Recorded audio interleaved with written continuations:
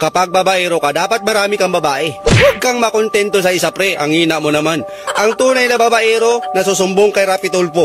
Yan ang tandaan mo. Ang tunay na babaero, walang pinipiling muka. Kahit na mukhang suso yan, kung babaero ka talaga. Papatulan mo yan. Marami akong kaibigan ganyan. Yung mga babaero kong kaibigan, ako walang pinipili yon. Kaya sa mga pangit dyan, huwag kayong mawawala ng pag-asa. Marami pang mga babaerong darating sa buhay nyo. Hindi, po joke lang. Baka sabihin nyo naman, ini-refer ko kayo sa mga babaero. Pili rin kayo, yung mga hindi babaero. Ang babae ka lang naman babae. Alam mo, wala namang masamang babae. Yung masama doon, yung mahuli ka ng asawa mo. Kaya dapat mag-ingat ka. Di ba? Focus ka sa mga babae, huwag sa mga lalaki. Baka magkamali ka mamaya, marami pa namang mga ngayon. Siguraduhin mo, pre, dapat malinaw ang mata mo at matalas ang damdamin mo. Focus ka sa mga babae, huwag kang titigil. Hanggat hindi ka nababarang, go with the flow. Ang mga master na babaero, laging nakapokus yan. Hindi nahuhuli yan. At kapag nahuli yan, hindi aamin yan. Nakasama yan doon sa Code of Conduct doon sa bylaws na ginawa nila. Na ako rin ang may gawa pero nagbagong buhay na ako. Sabi ko ito sa mga babaero, bakit pa kayo mga babae? May asawa naman kayo, sabi nila sa akin. Pakialam mo ba sa buhay namin? Babaero kami, ikaw nagbago ka na. Doon ka na sa pagbabago mo. Paano mo masasabing babaero ka kung yung babae mo isa lang? Tapos hindi ka pa mahal, wow. Ang cheap mo namang babaero ka. Kung ako sa'yo, manglalaki ka na lang, mas bagay pa sa'yo. Hindi bagay sa'yo mang babae dahil ang tunay na babaero, walang pinipiling lugar, walang pinipiling mukha, at hindi marunong magmahal. Yan ang mga tunay na mga dipuga na babaero. Kaya sa mga babaero dyan, ipagpatuloy nyo lang yan. Dahil na naniniwala ako sa kasabihang, darating ang araw, lalaki rin ang mga bayag ninyo kapag pambabae ninyo. Focus lang sa goal.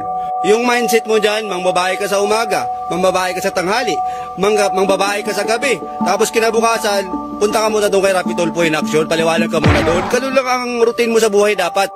Ang tunay na babaero, hindi yan nakikita sa pagmumuka. Kaya kayo mga babae, mag-iingat kayo at huwag kayong husga ng husga. Hindi porkit pugi kami, sasabihin nyo agad na babaero kami, baw, di puga. Huwag kayong ganun. Dahil ang mga pugi ngayon, mga pugi na rin minsan ang gusto. Kaya kayo mga babae, mag-ingat kayo. Ang tunay na babaero, hindi nakikita sa pagmumuka. Nakikita yan sa kakapalan ng pagmumuka. Yan ang lagi yung tandaan. Kung babaero yan, babaero talaga yan. Kahit balatan nyo yan, babaero pa rin yan. Yan ang lagi kong sinasabi. Alam nyo, yung mga kaibigan ko mga babaero, hindi naman mga pugi yun Makamukhang chihuahua nga yun Diba? Talagang babaero lang talaga. Talagang magaling lang dumiskarte, magaling lang magloko, magaling lang magtago, at least naka-mindset.